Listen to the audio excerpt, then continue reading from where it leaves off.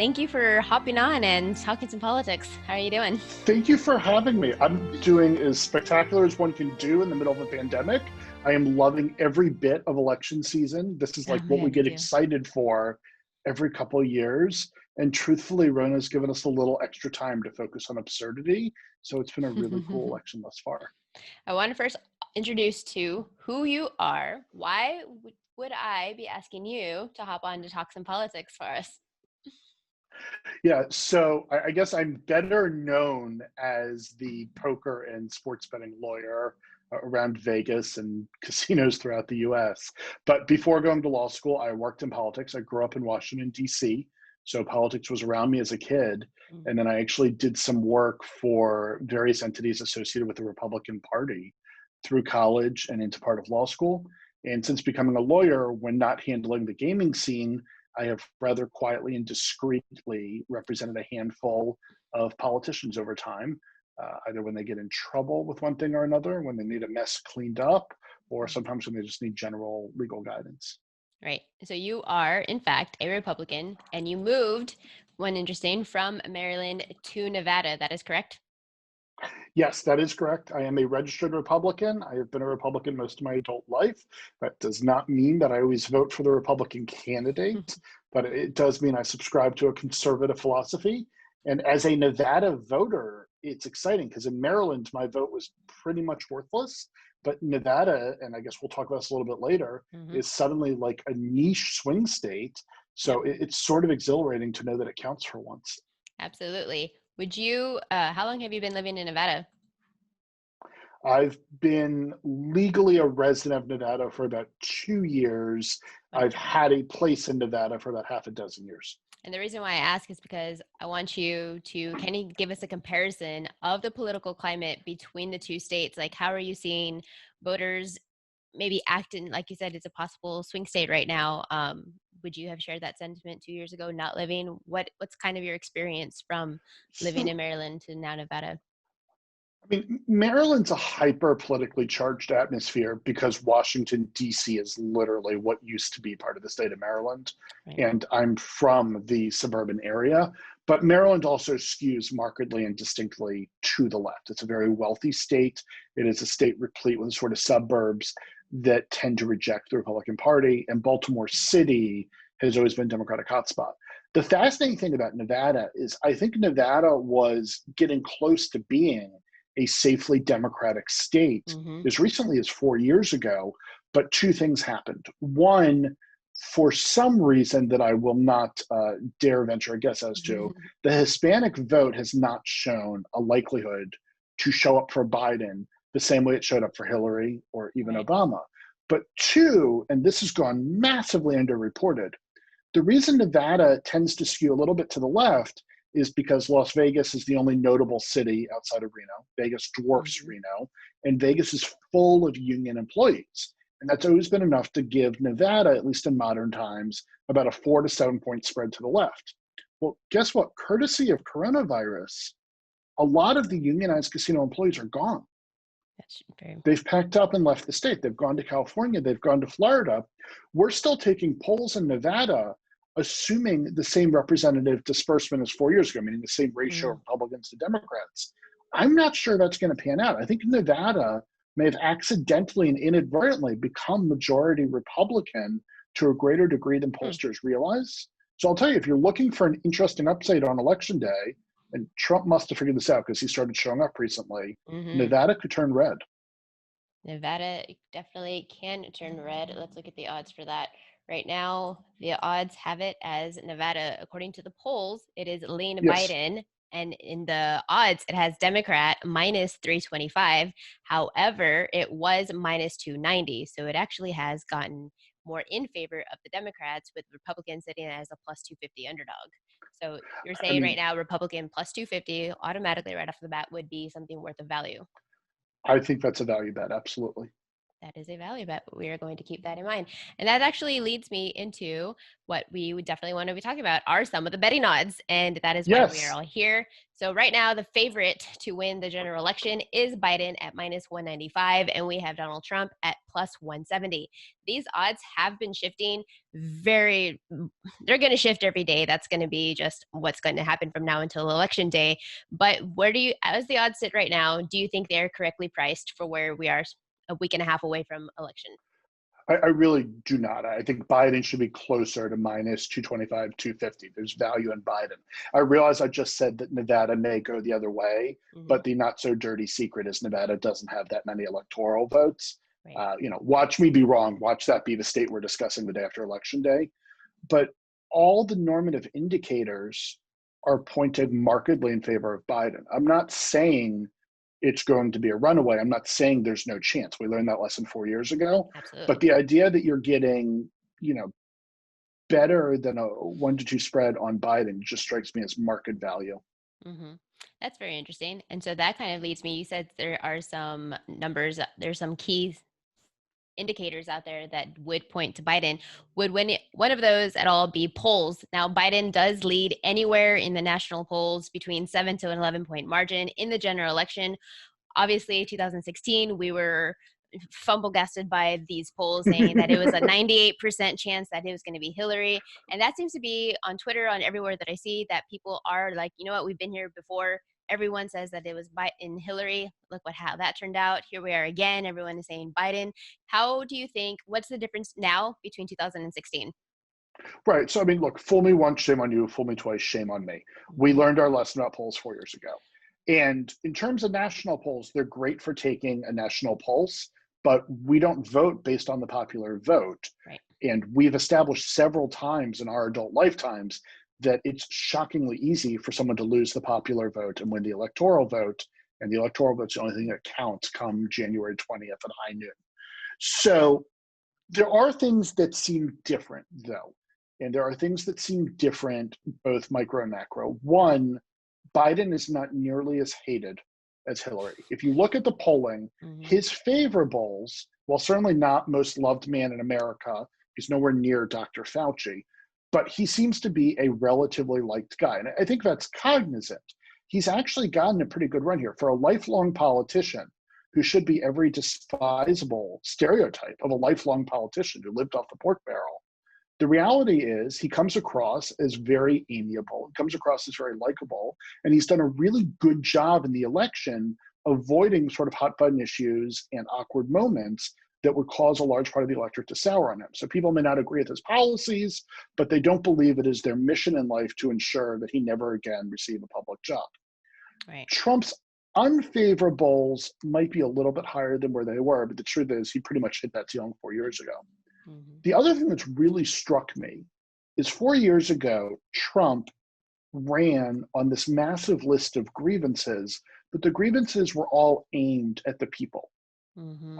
We as a society, and I don't mean to lend credence or credibility to any of this, but we as a society are victims of the swamp in DC. We as a society are victims of illegal immigration coming across the southern border, et cetera. And that seems to have related with a core group of voters, especially in the Rust Belt, which gives him the Michigan, Wisconsin, Pennsylvania trifecta that puts him over the top. Hmm. If you look at the campaign rhetoric this year, aside from the ads he runs, his grievances are all personal. It's not the American people have been harmed. Exactly. It is I, Donald Trump, am a victim.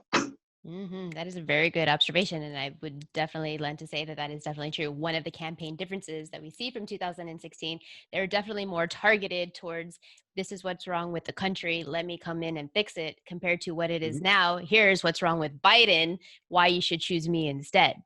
So Yeah, and definitely, that's gonna. I think that's persuading some of the people in the polls. Also, is because there is a drastic difference in campaign strategy from then to now.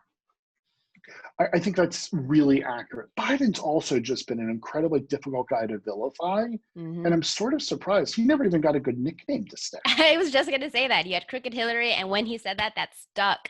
You don't have Right. anything. You've seen him kind of toss around different names for Biden, and none of them have stuck because nobody believes that he's a liberal. Nobody believes that he's going to be this liberal hippie that's going to just like destroy with socialist viewpoints. And then he's Sleepy Biden. He's already shown that it can, in fact, conduct himself in a way that people would expect of a candidate. So that's definitely one thing to look at. One interesting poll that I have found is one of the things that where Trump did always excel in the polls was on the economy side. However, over the last month or so, it would probably even longer, now the polls have shifted. The one thing that Trump had is no longer the one thing. Now people are more inclined to say that they would trust Biden to handle the economy more than Trump. Do you think that's a fair assessment, or what do you think is going on in that? So it is. And this has been a terrible break for Trump. Not that I take a rooting interest, but looking at it. So this goes back in 1992, James Carville was working on Bill Clinton's campaign. And he had the famous quote when asked about what voters care about. And he said, "It's the economy, stupid." And that's what got Bill Clinton over HW on his reelection bid. Right. Trump really did have the benefit, whether it was his doing or Obama's doing, is a debate for another day, of a great economy. And normally, when you're looking at a reelection, the question people ask themselves is, am I doing better than I was 4 years ago? And am I happy with the status quo? Because if your life is hunky dory and everything's good, change is a frightening prospect. The status quo is a warm blanket of comfort. Right. And that was going really well in Trump's favor until COVID obviously knocked the economic underpinnings out. Right. What makes this so much worse for Trump is he's running against a guy who people remember as being partially in charge of the country all of 4 years ago for a pretty good 8-year economic run. Right. So not only do people associate Trump as being the guy in office when they lost their job, went further into debt, had to cut back on eating out, whatever the hardship may be, as great or minor as it is, but the alternative is someone who they know was able to partially oversee a period of expanded economic prosperity in America. And no one remembers 12 years ago when the economy was in shambles. Absolutely. So I want to talk about a little bit of some of the bombshell news. It seems to be there was a dip last week. Biden Yep. was a minus 225 favorite on Friday. Then the Hunter Biden news came out and he dropped all the way to minus 165 as low. And now he's back up, of course. But Hunter Biden laptop, is this an issue that voters really care about at this point with a week and a half left to elections? So here's what I'm struggling with. I have to imagine that if you know what the word Burisma means, you already know who you're voting for. I don't see there being many people in the know following the ins and outs of the New York Post reporting on Hunter Biden's laptop who are really undecided voters or swing voters. I think this is sort of an inside the Beltway story that's hit a lot of political aficionados around the country, but it doesn't seem like the sort of thing that's going to meaningfully impact voters. Now, Right. there's also a lot of baggage here for Trump. Like, this has been a line of attack predating impeachment. It's what invited impeachment. But it's really hard for Donald Trump to say, how dare you try to help out your son? That is the ultimate hypocritical position. It also appears that the story has really loose Backbone. underpinnings. Mm-hmm. And candidly, like the last time we were talking about emails on a laptop, it just feels a little deja vu-ish. Like, get Right. creative, come up with a new scandal. Right. And I think that's where the problem lies in this issue is people want to say that it is a big bombshell news that's going to greatly impact. However, I think what's gotten confused with it is it's kind of two issues into one. Yes, they're going after what is said on these supposed emails because let's remind the people that nobody has actually confirmed uh, that Right. these emails are in fact for real. Or what's also happening is they emplaced these personal photos that paint him in a very personal, vulnerable position. That okay, well now it's kind of almost an attack on a person, like you said, it's personal rather than let's target what the actual problem is. So I think that's why, in my opinion, I don't think this holds any weight. So why I see it makes sense in my mind why the odds have gone back up to Biden because it wasn't the bombshell news that he was maybe hoping to have, which leads me to my question. A week and a half left. Is there anything bombshell type that could sway voters the other way? Well, I mean, let's acknowledge this. It's 2020. A week and a half is an eternity, right? Right. Every day this year has been a millennium. One thing that would worry me if I was in Biden's camp is there does appear to be a market enthusiasm gap. I Mm. actually drove across America about 6 weeks ago. I drove from Nevada up to Maine.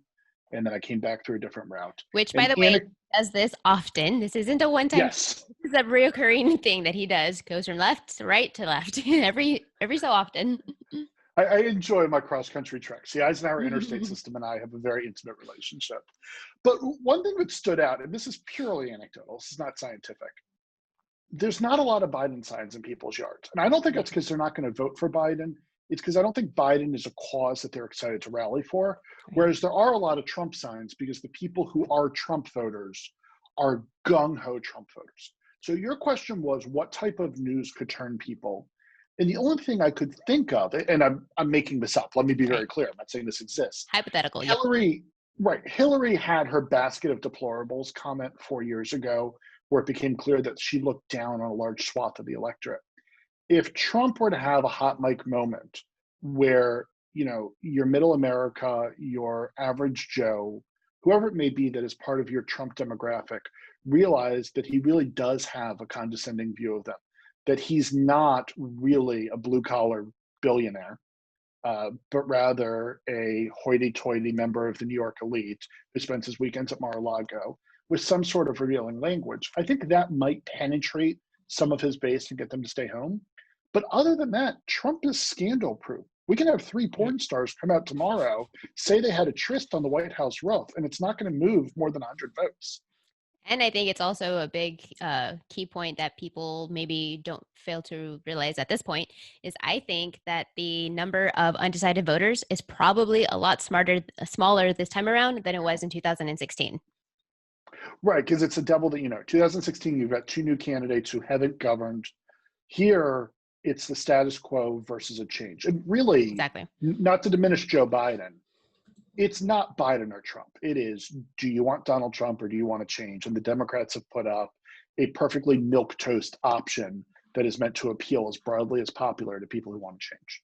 Absolutely. And that brings us to looking at some of the odds. I want to start with looking at some of the state Senate races. Some of these are just absolutely fascinating. And I'm just going to start up with the top. You have North Carolina. As of right now, through polls, it does lean Democrat. The incumbent Republican, Tom Tillis, is a plus 120 underdog to Democrat Cal Cunningham is a minus 160 favorite. Do you see any value here on taking either side? I do. I see value in Tom Tillis, and my rationale goes as follows. North Carolina, while not nearly as red as it once was, is still a mostly Republican state. Cal Cunningham was an attractive option for the Democrats. He's a member of the armed services. He's got a really spectacular background, law school at Chapel Hill, undergrad at Chapel Hill, London School of Economics, which I think is a little hoity-toity for North Carolina, but he was doing a really good job being a North Carolina-style Democrat. And then a sex scandal came out. Right. And we had a sex scandal like a week and a half or 2 weeks ago. And in a state where a lot of people still go to church and a lot of people take that very seriously, I think that's a problem. Tom Tillis got COVID.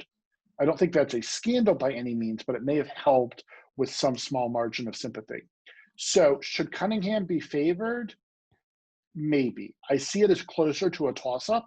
So if you're getting an incumbent Republican who doesn't have any so-called zipper problems at plus 120, I feel pretty good about that.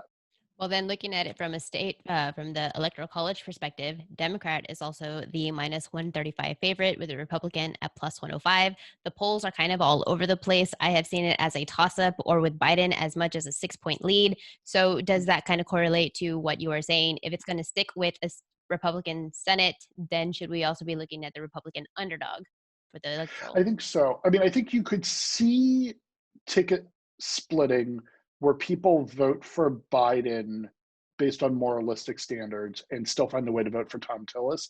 I don't see someone casting a ballot for Donald Trump and Cal Cunningham in North Carolina. That seems like an almost mutually exclusive prism of options. Okay, then looking at South Carolina right now, you have the incumbent Republican, Lindsey Graham, is a big minus 350 favorite. He was minus 275 just a couple days ago.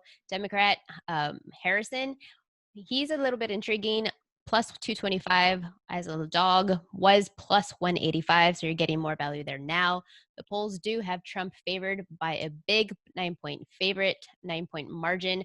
But what I have seen interesting about this one is that Harrison has gotten so much campaign money, just like a Mhm. surge over the last couple of weeks. So can you give me a little bit about that?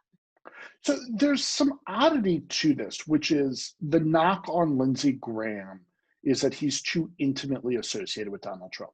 He has been Donald Trump's whisperer in the Senate. He has been Donald Trump's tour guide.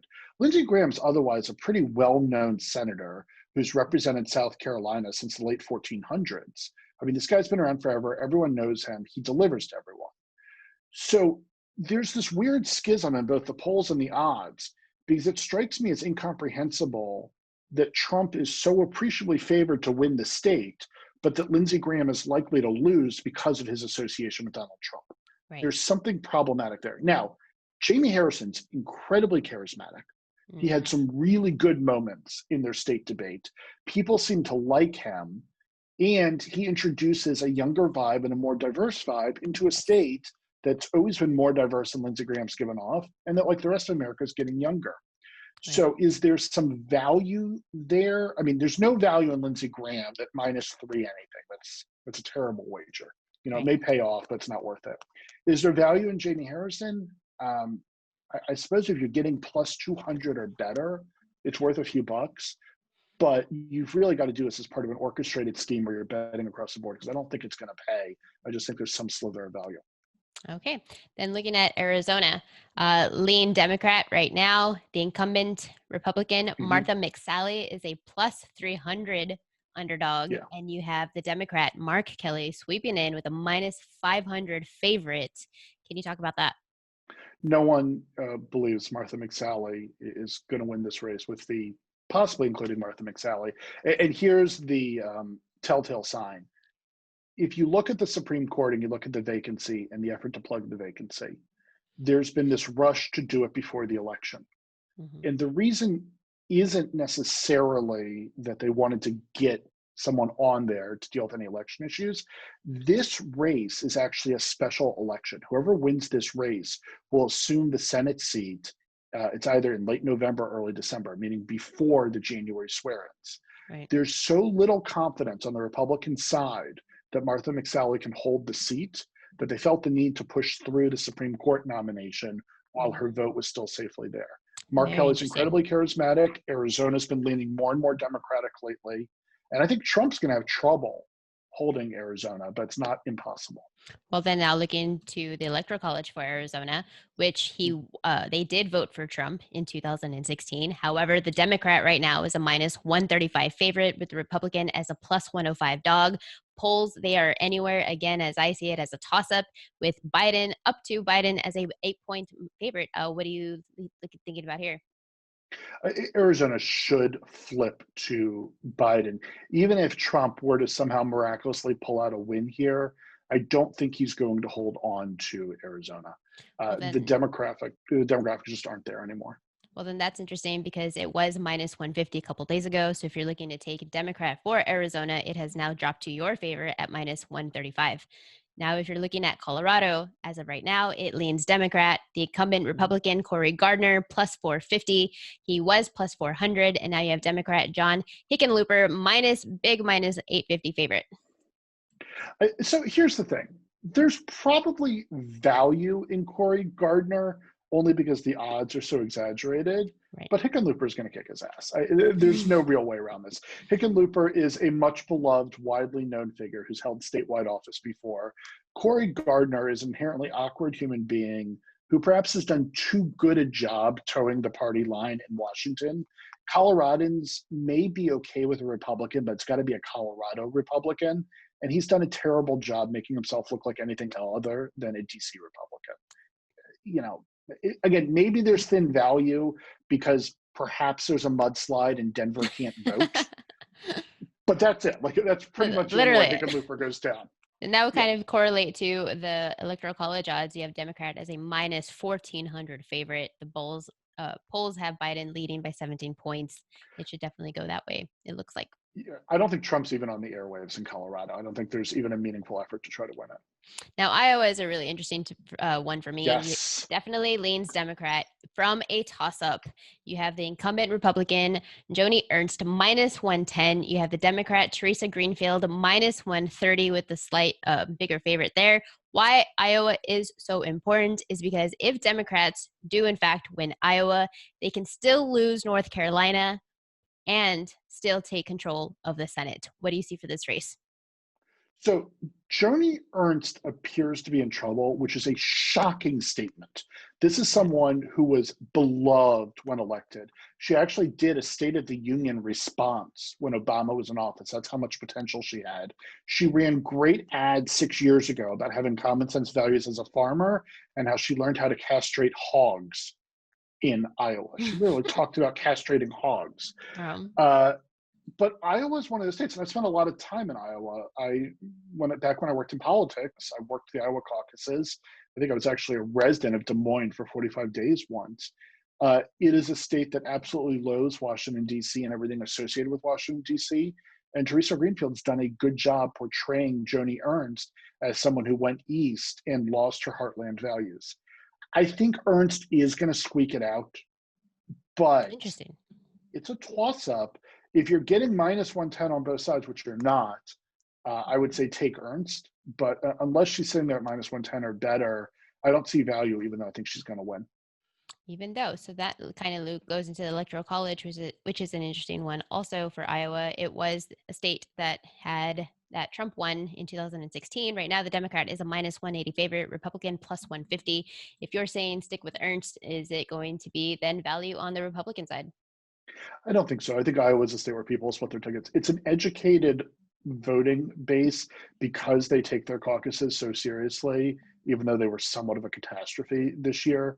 People in Iowa aren't going to be shy to split tickets, and people in Iowa are going to understand the difference between Joni Ernst and Donald Trump. But now looking at the states where the margin of victory, I want to break it down by the margin of victory because it's Yeah, kind of breaks it down into the states that were really important, like really should not have had an impact now compared to 2016, and now all of a sudden do. Closer races than they should be. But first, looking at states where the margin of victory was 1%. You're first looking at Michigan, which did vote for Trump in 2016. Trump won. Democrat right now is minus 270, Republican plus 210, and the polls have Biden with a pretty big, comfortable 7 to 8 point margin right now. What are you thinking? so, of the three Rust Belt states, and I don't want to jump the gun, but we're going to get to Pennsylvania and Wisconsin. Yes. Michigan is the most difficult one for Trump to hold on to for a number of demographic reasons and a number of reasons, sort of uniquely and idiosyncratically correlative to the auto industry. It seems very difficult for him to pull it off, but I think you said Democrats at minus 260. There's no value there. No. I mean, Trump's got better odds than that to squeak it out. So I would stay away from any Michigan-centric wagers. Also, Michigan has been absolutely crazy for the past couple of weeks and likely is. I mean, there was a plot to kidnap the governor for Yeah, political purposes, that right? did So just the happen. number of things impacting the Michigan electorate are just too weird to meaningfully ascertain. And Michigan's a tough state to poll in because the further you get outside of Detroit, the harder it is to get a real sampling of the demographic. I'm not really comfortable with anything in Michigan at the moment. All right. How about looking at Pennsylvania, another state that Trump took in 2016? Right now, Democrat minus 215. However, that has dropped from minus 250. Republican plus 175 underdog, and polls have Biden leading anywhere between 3 and 7 points. I got to ask, minus 215, I think there is some value for buying. I wouldn't overbet it because you're not getting great return. He's from Scranton, Pennsylvania. Mhm. Until the last election, Pennsylvania was to the GOP what Lucy and the football were to Charlie Brown. It was this state they always thought they had a chance of getting. They always poured resources into the Philadelphia media market, and they always got humiliated on election day. As long as you can get about 3 million to turn out in Philadelphia on election day, Mhm. it should go back blue. The fact that Biden has sort of the folksy aura that is genuine, and he is a proud son of Pennsylvania, should benefit him. I also haven't been impressed with how Trump has been targeting Pennsylvania campaign-wise. Now, he may give it more of a push in the closing week and a half, which will have a lot of value, but I have not been impressed with his efforts there. So I don't love betting anything that starts with a minus followed by a 2 or larger. Right. But, minus 215 might be a pretty good wager here. So then at what max would you maybe take this number at? I wouldn't go past minus 300. I think that's insanity. All There's right. just, That makes sense. Then looking at Wisconsin, another state yes, that Trump took in 2016, another big Democrat favorite at minus 225, Republican plus 185 dog. Biden is just destroying this poll at huge margin, 12 points. What do you think? I think plus 12 points is an errant poll. I know the great state of Wisconsin way too well. I attended the University of Wisconsin as an undergrad. I worked in Wisconsin politics. I've consulted for a number of Wisconsin politicians over the years. I am licensed in part of Wisconsin, and I've represented a number of politicians in Wisconsin. It is a weird, weird state. It is a state that has been closer to voting Republican in presidential elections for a while than people realize. George W. Bush had a really good chance at winning Wisconsin both times. Just no one takes note of it in hindsight because he came up short. The fact that Trump pulled off Wisconsin doesn't shock me. Also, as the auto plants have moved out of Wisconsin, specifically Janesville, and a lot of the unionized employees have gone elsewhere, that's part of your Democratic voting bases. Milwaukee, and let me be clear, I don't encourage this, just stating things as it is. Right. Milwaukee's an area where people are really good at suppressing the voter turnout. That shouldn't be the case. That's a horrible thing. But if we're betting, let's acknowledge the reality on the ground. Milwaukee is a heavily African-American community. It votes heavily on the left. And for one reason or another, the GOP is really good, through trickeration or otherwise, at finding ways to suppress and depress the voter turnout in Milwaukee. I don't think Trump's going to pull it off again. Interesting. But I really don't like the odds where they are on the Democratic side. I think it's much closer than a 12-point race. And candidly, there's a lot of ways for Trump to win Wisconsin and still lose the presidency, which would not surprise me. So then some value on the Republican side, plus 185, if anything. Interesting. Okay. Looking at New Hampshire, which is a state that was blue in 2016. Again, Democrat minus 350 favorite, big favorite, Republican plus 275. No reason to talk about Republicans in New Hampshire. It's not happening. Democrats minus 350, 450, 550. Take it. It's a sure thing. All the money I'm going to unleash on that bankroll there. Okay, now looking at the states where the margin of victory was between 1% and 5%. You have Arizona, which we already touched on. You lean Democrat, minus 135. Florida is a big state. Of course, it went red in 2016. Democrat, the odds here have kind of been shifting, but they're pretty much even. Democrat minus 105, Republican minus one, anywhere between minus 115, 120. But the polls, it's a toss-up. It says it's a split, or Biden has a slight 1-point margin. What are you thinking? So Florida is super strange. The percentage of the voting base registered Republican has gone up over the past 4 years. Florida, okay, I went to the University of Miami for law school, so it's another place I've lived. It's another place I have some familiarity with. When I lived down there, we always used to say it's the only place in America where you have to drive north to get to the south. And pragmatically, Florida is really two states. It's everything north of Palm Beach, which is part of the southern United States. And you got Palm Beach, Broward, and Miami-Dade, which for demographic purposes are basically boroughs of New York City, and vote accordingly. Right. What you do have, though, is a Hispanic vote that's distinct from the Arizona Hispanic vote because it's more heavily Cuban, that tends to come home to the Republican Party. Biden's been very careful not to wade in on those issues, but he's still tied to Obama, who tried to normalize relations with Cuba. And that is a community that we'll never forget and that we'll never forgive. Meanwhile, the adoration for Trump further up in Florida seems particularly deep. Florida has done well economically, even through the COVID-centric downturn, in part because their governor basically refused to believe in COVID. So I would see the Republicans holding on to Florida. Candidly, I think Biden is burning precious resources down there. If you've got the Republicans at minus 115, minus 120, minus 125, I'd put moderate action on that. That's interesting. But one thing that I found interesting about Florida was as you're talking about the Latino vote, and that's just one demographic that I don't think any politician is ever going to quite understand, just because of all the nuances that we have within the Latino population. But another Mhm. thing is that within polling is you have the older demographic who did show up for Trump have now shifted away from him towards Biden because of his handling of the coronavirus. Now, which demographic do you think is going to show up more on which party is going to show up? I would imagine that the GOP will have a better get out the vote operation, but I think you're right. There is an older demographic in Florida. There's a nursing home vote, so to speak, that does seem to have been turned off by Trump.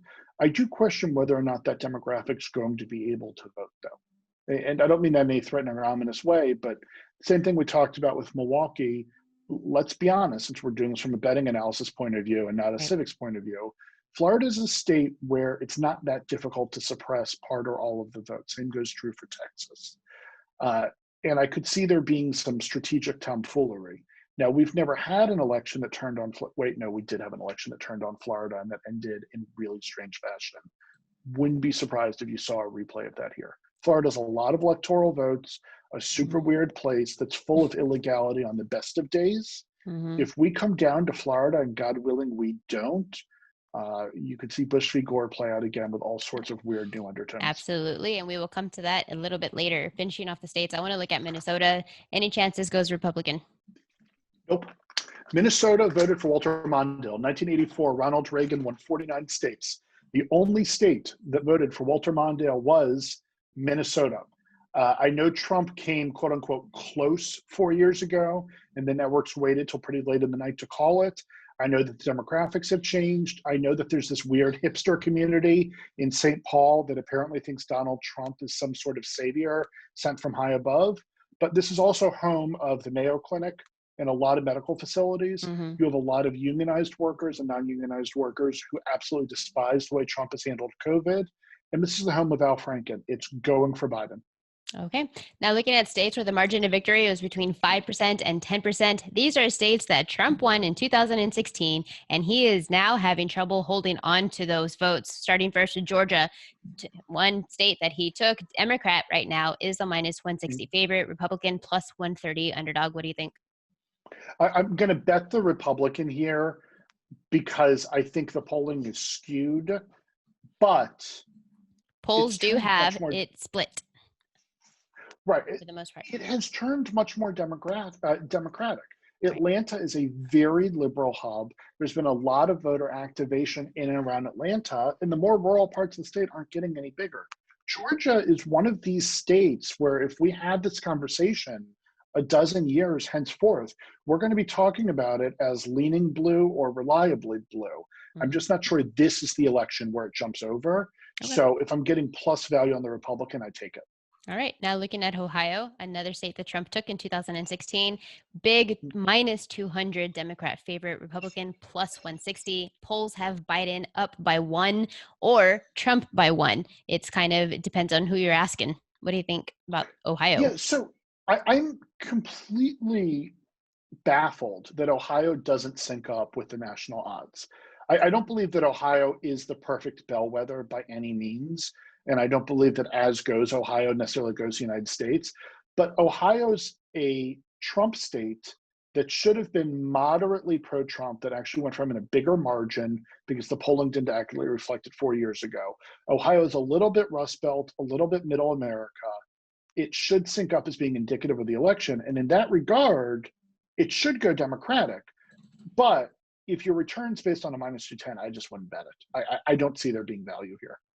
And then my favorite state, because of course that's where I'm at, we are going to be looking to Texas. Let me first off say that Texas, a lot of people have moved from California, Arizona, New York, Florida. We are getting people from every state over into Texas because our economy is still doing well despite this pandemic. Businesses are open. We have a mayor who has done pretty good within the city of Austin, which is where I'm at. Uh, Mhm. what do you think about Texas? Of course, this is a state that has been red. Republican is minus 350. However, This was minus 500, minus 600. It has come down. Democrat odds have jumped up, has lost some of its value, but it is plus 275. Polls, it depends on, again, who you ask, but it can be anywhere from Trump holding a 4-point lead to even Biden having +1. Texas, tell me something. What do you think? It's going to turn on Harris County. It's going to turn on the number of people who can vote in Harris County and the ease with which their ballots are collected. We've already had this issue where the governor tried to restrict ballot drop boxes for early voting to 1 per county, which was a pretty not so thinly veiled pot shot at Houston and Dallas and your beloved Austin, Texas. Harris County turnout on election day, Houston is one of the 4 largest cities in the United States. It is rapidly growing. It is getting more liberal. This is a much more amplified version of what we talked about with Georgia. This is a state that is reliably red, that's always been reliably red. And when we have this conversation in a dozen years, we'll talk about it as a blue state. This may be the election where it happens. I would put small money on it flipping. Wow, that is very bold. Small money with a good return. Pizza money. Yes. I don't blame you. I definitely do also agree that, yes, Texas will in fact turn blue just because of the number of companies that we have shifting, the number of Californians who have come. The population in Austin has surpassed 1 million as of like 6 months ago. That is a huge increase over time, over the last 12 months. People keep coming in. You have somebody like even Joe Rogan who just like bashes, says, come to Texas, come to Texas. Like Texas is definitely, I believe, in my opinion, will turn blue. And we did see it actually in 2016 with Beto O'Rourke. He almost overtook Ted Cruz. So it's not outside the realm of possibility that it could definitely, in fact, happen. You see it in the ads. Also, there's a lot more ads for Biden in Texas. I don't think they would be putting their money there if they didn't believe that there was a chance.